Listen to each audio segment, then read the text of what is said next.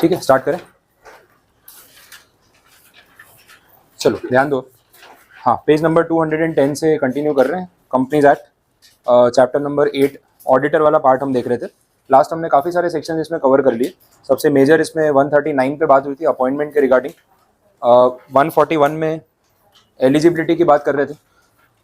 बाकी सेक्शंस 142, 143 ये सब कवर किए। 145, अब 141 में जो पेंडिंग टॉपिक था वो पहले कंप्लीट करवा देता हूँ। That is related to disqualifications of an auditor. Auditor बनने के लिए कौन डिस्क्वालिफाइड है, क्या क्राइटेरिया है जिस बेस पे ये सब डिसाइड होगा, वो हमें देखना है।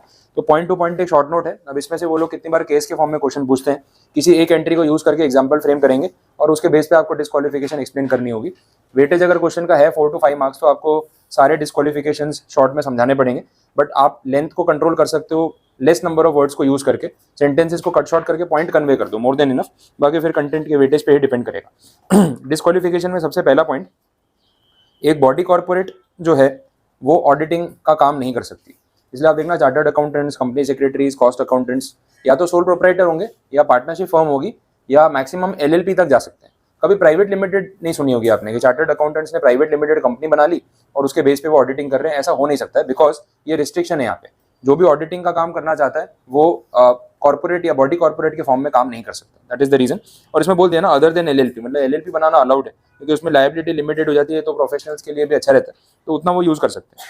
जो कंपनी का ऑफिसर है, कंपनी का एम्प्लॉई है, वो खुद ही ऑडिटर बन जाए, कैसे हो सकता है? कंपनी के साथ आपका कोई लिंक नहीं होना चाहिए ना, वो आइडिया होगा। थर्ड पॉइंट में बोला person who is a partner or who is in the employment of an officer or employee of the company. आप कंपनी के किसी एम्प्लॉय के साथ पार्टनरशिप में हो या उसके साथ रिलेटेड हो, इनडायरेक्ट लिंक हो गया तो वो भी नहीं चलेगा, उसको भी रिस्ट्रिक्ट कर दिया। अ पर्सन हु और हिज रिलेटिव और पार्टनर, आप, आपके रिलेटिव या फिर आपके पार्टनर इस कंपनी के साथ कनेक्टेड है और क्या आपका इंटरेस्ट है कंपनी में, वो बोला हुआ है। इज होल्डिंग एनी सिक्योरिटी और इंटरेस्ट इन द कंपनी और इट सब्सिडरी और एसोसिएट कंपनी, मतलब शेयर होल्डिंग वाली बात होगी। तो बोला है कि शेयर्स होल्ड कर सकते हैं लेकिन एक लिमिट से ज़्यादा नहीं। लिमिट यहाँ पे बोली हुई है, face value of the shares 1 lakh rupees.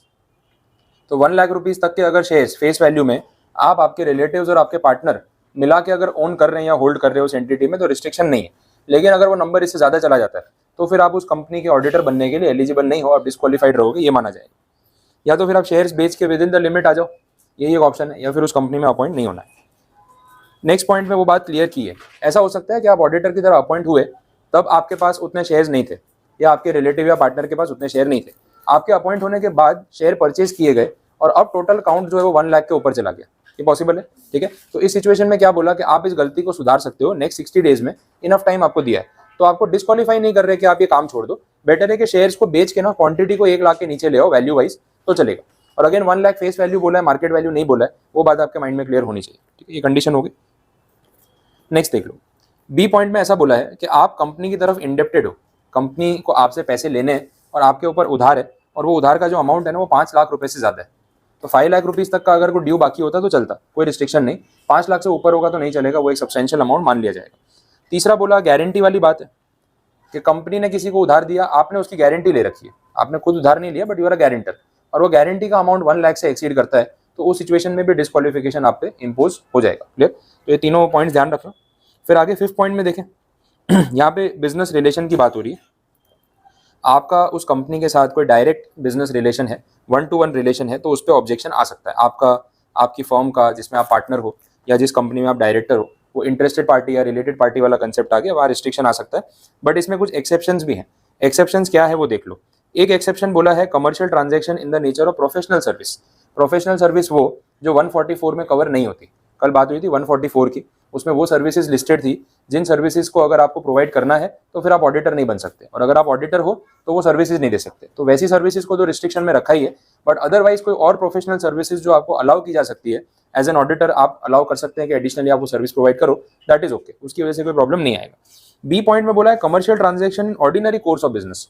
ये वैसी बात हो गई कि आप जिस कंपनी का ऑडिटर बनना चाहते हो, आप उस कंपनी की गुड्स या सर्विसेज यूज कर रहे हो जैसे बाकी के लोग यूज करते हैं। अब सपोज ऐसे कि टाटा मोटर्स में आपको ऑडिटर के लिए अप्लाई करना है और आपके पास टाटा की गाड़ी है, तो बोले नहीं ये तो आप टाटा के कस्टमर हो गए ना, तो लिंक और रिलेशन तो डेवलप हो ही गया। मैंने तो जियो का सिम कार्ड यूज करूंगा तो रिलायंस में एंट्री नहीं मिलेगी, तो कहाँ जाऊंगा? तो सारी बड़ी कंपनियां या तो मेरे ऊपर बैन कर दो आप, या मैं उन कंपनियों के प्रोडक्ट यूज नहीं कर सकता। अब टाटा की गाड़ी या जियो का सिम कार्ड यूज कर रहे हो, तो ये कोई 1-to-1 ट्रांजेक्शन है क्या आपका उनके साथ? जियो और रिलायंस और आपके बीच में कोई अलग से स्पेशल अग्रीमेंट हुआ है कि आपके लिए डेटा पैक अलग से होगा। जो कमर्शियल सर्विस वो बाकी 50 करोड़ लोगों को प्रोवाइड कर रहे हैं ना, वही आपको कर रहे हैं। टाटा की गाड़ी यूज कर रहे हो तो ऐसे उनके 50 लाख कस्टमर होंगे, आप अकेले नहीं। तो वो ऑर्डिनरी कोर्स में किया गया ट्रांजेक्शन जिसका 1 to 1 कोई रिलेशन है नहीं, तो ऐसा ट्रांजेक्शन करने से यहाँ पे कोई डिस्क्वालिफिकेशन नहीं आएगा, इसलिए वो ऑर्डिनरी कोर्स ऑफ बिजनेस में बोला हुआ है। Next, a person whose relative is a director or is in the employment of the company as a director or KMP। वही हो गया, आपका रिलेटिव जो है वो कंपनी में डायरेक्टर है, तो डायरेक्टर के साथ आप रिलेटिव हो तो ऑब्वियसली फिर वो कंपनी का ऑडिटिंग करोगे तो फेयर कैसे होगा, जेन्युइन कैसे होगा, तो ये एक रिस्ट्रिक्शन रहेगा।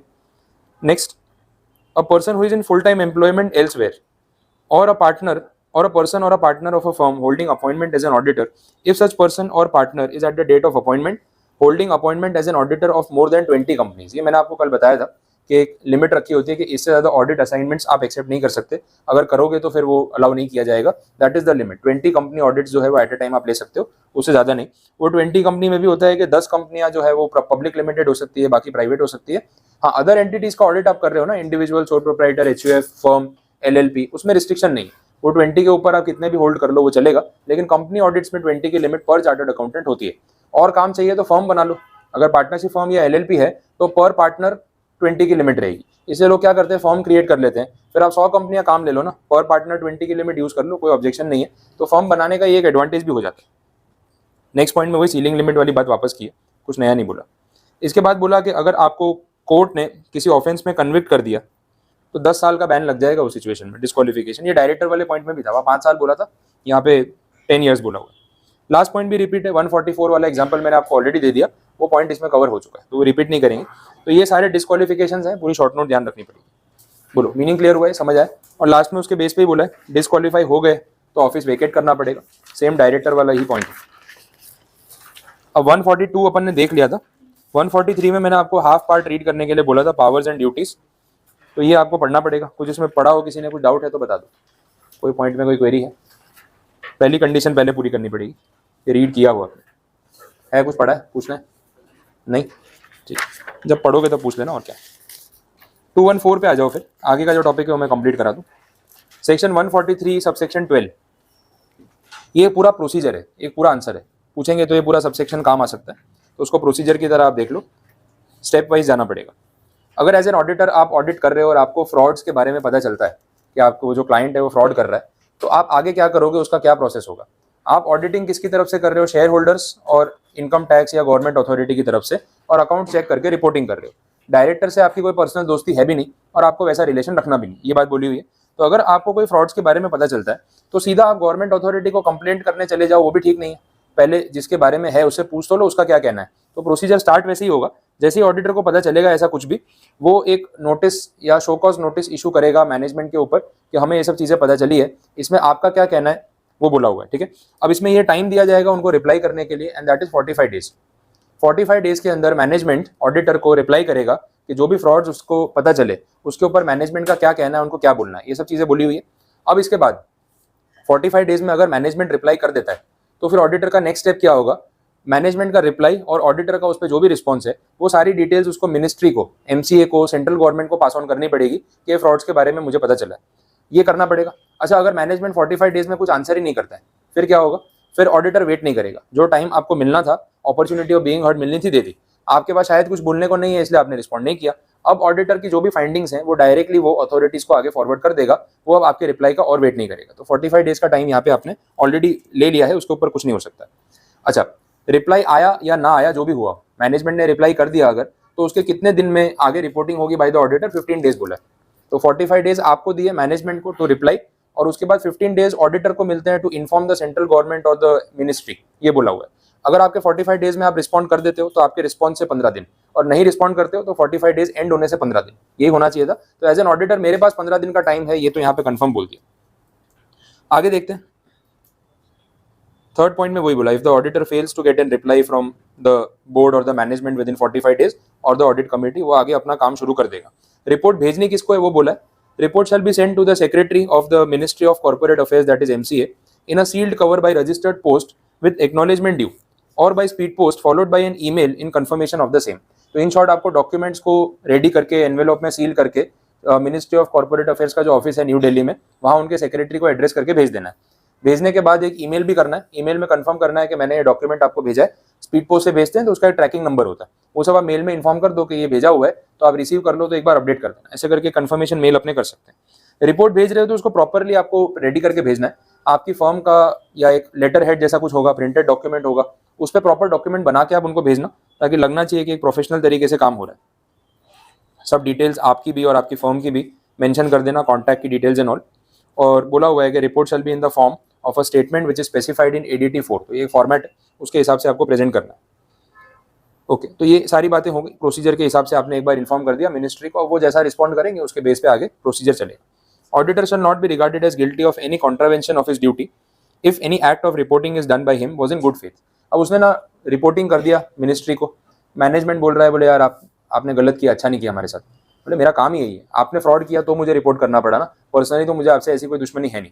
तो ऑब्वियसली रिपोर्टिंग का जो काम वो कर रहा है वो उसकी ड्यूटी है, और अगर वो ऐसा कर रहा है ना तो उसने कुछ बैड फेथ में नहीं किया, इन्वेस्टर्स के फायदे के लिए किया है। जो भी मैनेजमेंट गलतियां कर रहा है वो इन्फॉर्म करना नेसेसरी था, वो उसका प्रोसीजर है, उसको फॉलो करना ही था।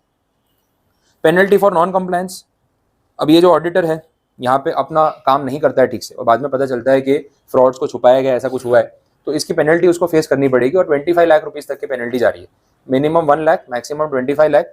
तो जितने आप फीस चार्ज कर रहे हो ना उससे ज़्यादा ही पैसे चले जाएंगे। तो इससे तो बेटर है कि आप बता दो रिपोर्टिंग में, आप कोई भी ऐसी गलती मत करना, ये बोला। ठीक है, तो ये था सबसेक्शन 12 आपका कंप्लीट।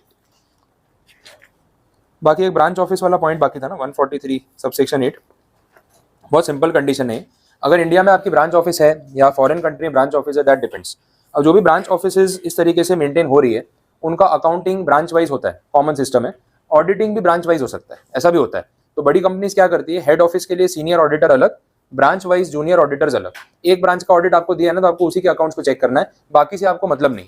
अब सीनियर ऑडिटर ब्रांच के अकाउंट जाके चेक कर सकता है क्योंकि वो सीनियर है, लेकिन जूनियर ऑडिटर जो ब्रांच का ऑडिटर है वो दूसरी ब्रांचेस या हेड ऑफिस के अकाउंट्स में इंटरफियर नहीं कर सकता। ये कॉमन सेंस वाली बात हो गई। वो रिपोर्ट करेगा टू द सीनियर ऑडिटर कि भाई सपोज अहमदाबाद की ब्रांच है, मैंने उसका ऑडिट कर दिया, ये रिपोर्ट है, आप देख लो। आपको और कोई क्लैरिफिकेशन चाहिए, कोई इन्फॉर्मेशन चाहिए, मुझे बता देना, मैं प्रोवाइड कर दूंगा। आपको खुद आके कुछ चेक करना है तो भी आप कर सकते हो। तो ये कॉमन सिचुएशन होती है। अगर ब्रांच पे जाके सीनियर ऑडिटर को चेकिंग करना हो तो पावर उसके पास रहेगा। लेकिन वही अगर फॉरेन ब्रांचेस हैं तो उस सिचुएशन में क्या होगा, वहां पे एक सिस्टम यहाँ पे फिक्स कर दिया। अगर फॉरेन ब्रांच है तो इंडिया का जो ऑडिटर होगा ना, वो तो जानबूझ के बोलेगा, बोले नहीं मुझे खास जाके चेक करना ही है कि वहाँ पे क्या प्रॉब्लम है क्या नहीं, मैं सेटिस्फाइड नहीं हूँ, तो आप मेरा थोड़ा जाने का अरेंजमेंट कर दो, फ्लाइट की टिकट बुक करा दो और वहाँ का स्टे जो है वो अरेंज कर देना। फैमिली भी साथ में ले जाऊंगा, वो लोग घूम फिर लेंगे, मैं काम कर लूंगा। समझ में आ रहा है? तो कंपनी के खर्चे पे आप पूरा वर्ल्ड टूर करोगे, अलग अलग कंट्री घूमोगे, ऑडिटिंग की कोई जरूरत नहीं होगी तो भी जाओगे, ये उनको मालूम है। तो यहाँ क्लियर कर दिया कि इसकी कोई नीड नहीं है। अगर फॉरेन ब्रांच है तो वहाँ का जो भी क्वालिफाइड चार्टर्ड अकाउंटेंट है उस कंट्री के रूल्स के हिसाब से वो ऑडिट करके रिपोर्ट भेज देगा। आपको जो डॉक्यूमेंट चाहिए हम इंडिया मंगवा देंगे, ये हमको सस्ता पड़ेगा। एक ऑडिटर जा रहा है, 2-4 को साथ में लेके जा रहा है, पूरा फैमिली ट्रिप हो रहा है, खर्चा कंपनी कर रही है, वो सब नहीं होने वाला। इससे तो हम अकाउंट्स की पूरी कॉपी कोरियर करवा लेंगे ना, यहाँ पे आप चेक करके वापस भिजवा देंगे तो सस्ता पड़ेगा। ये पहले ही क्लियर कर दिया कि ऐसे कोई आइडिया आप लगा रहे हो तो वो एक्ट में उसके बारे में बोल दिया है, तो कुछ और सोचना पड़ेगा आपको। अपने खर्चे पे जाओ, कोई इशू नहीं।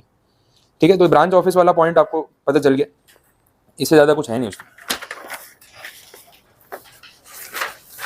148 पे आ जाओ। 148 में बात हो रही है कॉस्ट ऑडिट की। ये जितना बड़ा आंसर दिख रहा है ना उतना है नहीं, अंदर के पॉइंट्स में रिपीटेशन बहुत है, सिर्फ कंसेप्ट पे ध्यान देना है। कॉस्ट ऑडिटिंग करवाना नेसेसरी हर कंपनी के लिए नहीं होता है। कॉस्ट रिकॉर्ड्स मेंटेन करने का जो बर्डन है यूजुअली उन कंपनीज पे आता है जो मैन्युफैक्चरिंग में इन्वॉल्व है, जहाँ पे कॉस्टिंग ऑफ द प्रोडक्ट ज़्यादा मैटर करती है। अब गवर्नमेंट के कुछ रूल्स भी होते हैं, कुछ प्रोडक्ट्स ऐसे होते हैं ना जिनकी प्राइसिंग रेगुलेटेड होती है, जैसे फार्मास्यूटिकल इंडस्ट्री में होता है। हर दवाई जो होती है वो आप किसी भी प्राइस पे नहीं बेच सकते। बहुत सारी दवाइयाँ आप देखते हो ना बहुत कम प्राइस पे मिल जाती है, 10-20 रुपए का एक पूरा उसका पैकेट होगा, तो 10 गोलियां 20 गोलियां हार्डली 20 to 50 रुपीज़ में आपको मिल जाती है। पैरासीटामोल और ये सब जो गोलियां आती है इतनी महंगी नहीं आती, ये रेगुलेटेड में आती है। गवर्नमेंट ने इनका एक प्राइस कैप फिक्स किया होता है कि आप इतने mg की गोली इस पर्पस के लिए बेच रहे हो ना, तो इससे ज़्यादा प्राइस होना नहीं चाहिए, ताकि ना सबके लिए अफोर्डेबल हो। अब सोचो क्रोसिन की गोली भी इतनी महंगी आ रही है कि लोग अफोर्ड नहीं कर पा रहे। तो नॉर्मल हेडेक, बॉडी पेन होगा, किसी को वायरल फीवर होगा तो भी वो दवाई अफोर्ड ना कर पाए, तो इतना कॉस्टली होना नहीं चाहिए। तो रेगुलेटेड मेडिसिन में प्राइस कैप होता है। अब प्राइस कैप है तो कंपनी को प्रॉफिट तो कमाना है, प्रॉफिट कमाने के लिए कॉस्टिंग कम करनी पड़ेगी। तो वहां पे ना cost accounting, cost records maintain करना, प्रॉपर कैलकुलेशन होना और कॉस्ट ऑडिटिंग होना मैंडेटरी हो जाता है। ऐसी और भी इंडस्ट्रीज है, फर्टिलाइजर है, फार्मास्यूटिकल मैंने आपको बोला, बेसिक नेसेसिटी के जो एसेंशियल गुड्स बोलते हैं, जो फूड प्रोडक्ट्स एसेंशियल आइटम्स में आते हैं, वहां पे भी रूल एप्लीकेबल होते हैं कि आपको कॉस्ट रिकॉर्ड जो है प्रॉपर्ली मेंटेन करने हैं और उसका ऑडिट करवाना है। अब कॉस्ट ऑडिटिंग का पावर सिर्फ प्रैक्टिसिंग कॉस्ट अकाउंटेंट के पास है, सीएमए के पास है और किसी के पास नहीं। तो उनके लिए ये सेक्शन यहाँ पे बनाया हुआ है। क्लियर? तो इस पूरे सेक्शन में आपको प्रैक्टिसिंग सीएमए के पॉइंट ऑफ व्यू सोचना है, सीएसीएस का रोल यहाँ पे है नहीं। इतनी स्टोरी है। अब हमें अच्छी बात ये है कि यहाँ डिटेल में वो सारे सेक्टर, वो कंडीशंस जहाँ पे कॉस्ट ऑडिटिंग मैंडेटरी होता है ना, वो सब नहीं समझाया, वो है ही नहीं कंटेंट में, तो आपको याद नहीं करना है। अब सीएमए के सिलेबस में वो डिटेल में आता है क्योंकि उनका वर्क स्कोप है। अपना वर्क स्कोप नहीं है ना, तो सिर्फ एक बेसिक शॉर्ट नोट के फॉर्म में सेक्शन रख के दे दिया। अब बाकी की लैंग्वेज आप इसमें पढ़ोगे तो रिलेट हो जाएगी, क्या बोलना चाह रहे हैं उसको नोट करके रख सकते हो। नेक्स्ट देख लो, सेक्रेटरियल ऑडिट, ये हमने EET में भी पढ़ा था, सेम है सेक्शन 204, जहाँ पे कंप्लायंस का ऑडिट करते हैं और ये अपना काम है। तो एज अ CS आपके लिए एक इंपॉर्टेंट सेक्शन हो गया ही सेक्रेटरियल ऑडिट, क्योंकि आपके वर्क स्कोप में एक मेजर पॉइंट है। लिस्टेड कंपनीज के लिए तो हर साल मैंडेटरी होता है, बाकी कंपनीज के लिए मॉनिटरी लिमिट दे रखी है, इससे ऊपर का आपका ट्रांजेक्शन होगा तो कंप्लायंस ऑडिट करवाना पड़ेगा। प्रैक्टिसिंग CS ये चेक करेगा कि जो भी रूल्स है, रेगुलेशंस हैं, जो भी एक्ट है आपके ऊपर एप्लीकेबल है, वो सारे आपने फॉलो किए या नहीं किए, वो प्रॉपर्ली फॉलो हुए या नहीं, वो सारा क्राइटेरिया जो है वो इन्फॉर्म करेंगे और उस हिसाब से हमें सब कुछ चेक करना हो। रिपोर्टिंग करोगे आप अगेन सेम वे में जैसे चार्टर्ड अकाउंटेंट्स कर रहे हैं, उसका एक फॉर्मेट दिया हुआ है MR3 में, जिसके हिसाब से आपकी ऑडिट रिपोर्ट का फॉर्मेट दिखना चाहिए। नहीं फॉलो करोगे तो पेनल्टी आप पे भी आएगी। जैसे वहाँ पीछे बोला था 1 लाख से 25 लाख, यहाँ पे 1 लाख से लेकर 5 लाख तक की पेनल्टी बोली थी। CAG ऑडिट पे अपने बात कर चुके हैं। यहाँ पे ना CAG के बारे में बताया हुआ है, CAG ऑडिट बोला है नो डाउट, लेकिन जो CAG की पोस्ट होती है ना एक इंडिविजुअल की, उसके रिगार्डिंग बोला है कि उसको अपॉइंट कौन कर रहा है, उनका टर्म ऑफ ऑफिस क्या है, रिटायरमेंट की एज क्या है, ये सब यहाँ पे पॉइंट्स मैंने हाईलाइट किए हुए। अपॉइंटमेंट प्रेसिडेंट ऑफ इंडिया के थ्रू होता है, रिमूवल भी उनके थ्रू होगा, रेजिग्नेशन भी उनको ही सबमिट किया जाएगा। काम क्या करते हैं वो तो हमने देख ही लिया है। टर्म ऑफ ऑफिस देख लो 6 ईयर्स का, रिटायरमेंट की age 65 which ever is earlier, resign कभी भी कर सकते हैं, उसमें कोई प्रॉब्लम वाली बात नहीं। तो ये सारे पॉइंट्स जो हैं वो एक इंडिविजुअल CAG के पॉइंट ऑफ व्यू समझाए हुए हैं। ऑडिटिंग कैसे होता है वो तो हमने कल भी डिस्कस कर ही लिया था, तो वो रिपीट पॉइंट है, तो उस पर वापस बात नहीं करेंगे। नेक्स्ट आंसर जो आ रहा है 138 में, वो इंटरनल ऑडिट के बारे में बात कर रहा है। ये कल बीच में टर्म आया था 144 में, मैंने आपको बोला था आगे समझा दूंगा, तो डिटेल में समझ लो। 138 ये भी पूरी शॉर्ट नोट है, पूछना होगा तो आराम से एग्जाम में पूछ सकते हैं, बट बहुत ईजी आंसर है। इंटरनल ऑडिटर होता कौन है, उसका पर्पस क्या है वो पहले समझो। जो साल के एंड में बाहर से आता है ना ऑडिटिंग करने, उसको हम स्टैट्यूटरी ऑडिटर बोल रहे हैं, वो अलग है और ये इंटरनल ऑडिटर अलग है, दोनों का काम सेपरेट होता है। अब इसमें यह है कि इंटरनल ऑडिटर कंपनी का अपना एम्प्लॉई है, वो आउटसाइडर नहीं है, पहली चीज तो ये समझो। इनको अपॉइंट कौन कर रहा है, बोर्ड ऑफ डायरेक्टर्स ही अपॉइंट कर रहे हैं, मैनेजमेंट ही अपॉइंट कर रहा है, और ये सैलराइड है, ये इंडिपेंडेंट नहीं है। जितना वो स्टैट्यूटरी ऑडिटर इंडिपेंडेंट होता है ना, कि बाहर से आया, जो मन में आया रिपोर्ट दे दिया और शेयर होल्डर्स को रिपोर्ट सबमिट करके चला गया, तो वो सच बोल सकता है, फ्रीली बात कर सकता है। इंटरनल ऑडिटर उतना फ्री होता नहीं, क्योंकि वो सैलराइड एम्प्लॉय है, मैनेजमेंट ने अपॉइंट किया है, और मैनेजमेंट बोल रहा है अकाउंट चेक कर लो, कुछ गलती है तो बता दो। तो फ्रॉड बताने से पहले उसको सोचना पड़ेगा कि भाई मेरी सैलरी अगले महीने फिर नहीं आई तो क्या होगा, तो वो प्रेशर उसके ऊपर रहने वाला है। नो डाउट ऐसा प्रेशर कोई बनाता नहीं है, लेकिन बैक ऑफ द माइंड आपको आइडिया होता है कि आपको जिसने अपॉइंट किया ना, आपको उसी की मिस्टेक्स पॉइंट आउट करनी है। तो इंटरनल ऑडिटर रखने का पर्पस क्या है? पर्पस ये है कि जहाँ पे कंपनी के अकाउंट्स बहुत ज्यादा वॉल्यूम में होते हैं, बड़ी कंपनी है, रिलायंस है, TCS है, इनका टर्नओवर आप सुनो 1 साल का कितना है, कितने लाख करोड़ का टर्नओवर 1 साल का, प्रॉफिट ही 10-10 हजार करोड़, 12-12 हजार करोड़ का क्वार्टरली प्रॉफिट है, पूरे साल का तो उससे ज्यादा हो गया। तो वॉल्यूम ऑफ ट्रांजेक्शन कितना होगा? अब इतने वॉल्यूम ऑफ ट्रांजेक्शन को ऑडिट करना, एक ऑडिटर साल खत्म होने के बाद आता है 31 मार्च के बाद, और 30 सितंबर के आसपास रिटर्न फाइलिंग होती है, बोले उससे पहले आपको ऑडिट खत्म करना है। यार 1-1.5 लाख करोड़ 2 लाख करोड़ के अकाउंट्स मैं अकेला या मेरी टीम चेक करेगी, कितने महीने लगेंगे उसमें? साल भी लग सकते हैं। तो बोले अभी तो 2015-16 का ही अकाउंट चेक हो रहा है, 22 का नंबर तो 2032 में आएगा, तब पता चलेगा क्या फ्रॉड हुए थे। तो क्या सेंस है उसका? इतना सारा तो मतलब ही नहीं ना वेट करने का, ये तो ईयर टू ईयर होना चाहिए। तो बड़ी एंटिटीज क्या करती हैं, इंटरनल ऑडिटर की टीम अपॉइंट कर लेती है, मतलब इनका काम यह है कि day to day account check करो। अकाउंटिंग डिपार्टमेंट अलग है, इंटरनल ऑडिटिंग डिपार्टमेंट अलग है। अकाउंटिंग वालों का काम है एंट्रीज करना, अकाउंट्स प्रिपेयर करना, इंटरनल ऑडिटर का काम है उसको डेली बेसिस पे चेक करना। रोज की रोज गलतियां बता दो ना, तो साल के एंड में ना मिस्टेक्स मिनिमम होंगी, काम जल्दी हो पाएगा और स्टैट्यूटरी ऑडिट जल्दी खत्म होगा। तो इसके लिए इंटरनल ऑडिटर अपॉइंट किए जाते हैं। अब इनको भी अकाउंट्स की अच्छी नॉलेज है, इनको ये मालूम है कि एट द एंड जो स्टैट्यूटरी ऑडिटर आएगा उसको अकाउंट्स कौन से फॉर्मेट में रेडी चाहिए, तो ये उसी फॉर्मेट में पहले से मेंटेन करवाते हैं, as per income tax and as per companies act. वो फॉर्मेट पहले सही से फॉलो कराएंगे। अकाउंटेंट लेवल में जो काम कर रहा है ना स्टाफ, वो BCom MCom ग्रेजुएट हो सकता है, चार्टर्ड अकाउंटेंट हो नेसेसरी नहीं। तो उनको ये सब चीजों की नॉलेज नहीं होगी कि IT डिपार्टमेंट क्या मांगता है, वो अपने हिसाब से प्रिपेयर करेंगे। लास्ट में पूरे साल के एंड में सब मिस्टेक पता चलेगी, सारे अकाउंट्स को सुधारने बैठेंगे, कब काम खत्म होगा। ये अगर डे टू डे एंट्रीज को करेक्ट कर दिया जाए तो साल के एंड में ये सब प्रॉब्लम नहीं आएगी, तभी statutory audit time to time खत्म हो पाएगा और पूरी टीम लगेगी ना, तब जाके अकाउंट्स खत्म होंगे, अदरवाइज इतनी जल्दी वेरीफाई नहीं हो पाएंगे। इसके लिए सिस्टम होता है। अब इंटरनल ऑडिटर चार्टर्ड अकाउंटेंट ही होना चाहिए, ऐसा एक्ट में नहीं लिखा है। कॉमन सेंस बोलती है कि उसी को अपॉइंट करो जिसको काम समझ आता है, बट एक्ट बोलता है कि भाई चार्टर्ड अकाउंटेंट मैंडेटरी नहीं है, इंटरनल ऑडिटर में आप और किसी को भी अपॉइंट कर लो, आपको पता होना चाहिए कि उसको एक्सपीरियंस है इस काम का। उसको पता है कि क्या करना है क्या नहीं करना है, क्वालिफिकेशन का हमने रिस्ट्रिक्शन नहीं लगाया। स्टैट्यूटरी ऑडिट में मैंडेटरी है प्रैक्टिसिंग सीए, लेकिन यहाँ पे ऐसा मैंडेटरी पॉइंट नहीं रखा है, तो ये पॉइंट ऑफ डिफरेंस भी हो गया इंटरनल और स्टैट्यूटरी ऑडिट। क्लियर? सेक्शन का रेफरेंस मैंने आपको दे दिया 138। किन कंपनीज के लिए इंटरनल ऑडिटर अपॉइंट करना मैंडेटरी है, वहाँ मॉनिटरी लिमिट्स है। लिस्टेड एंटिटीज तो आनी थी, अनलिस्टेड में मॉनिटरी लिमिट्स आप याद कर लेना, क्योंकि आंसर आएगा और ये नहीं लिखोगे तो मार्क्स नहीं मिलेंगे। प्राइवेट कंपनीज के लिए है, अनलिस्टेड पब्लिक कंपनीज के लिए है, 2 क्राइटेरिया रखे हुए, ये फॉलो करना कंपलसरी है। अच्छा, जो कंपनीज इस कंपल्शन में कवर नहीं होती वो वॉल्यूंटरीली भी चाहे तो इंटरनल ऑडिटर अपॉइंट कर सकती है, कोई ऐसा रिस्ट्रिक्शन थोड़ी ना है। ये तो बेटर मैनेजमेंट के लिए हो रहा है ना, आप अपॉइंट करो। इंटरनल ऑडिटर में एक या एक से ज्यादा हो सकते हैं, स्टैट्यूटरी ऑडिटर में भी पूरी फर्म हो सकती है, that depends on the volume of accounts. और एक्चुअली में टाइम लगता भी है, एक एक एंट्री चेक करनी हो तो बहुत टाइम कंज्यूमिंग है, तो ये अच्छा रहेगा अगर आप ऐसे अपॉइंट कर रहे हो तो। ठीक है, ये कंप्लीट।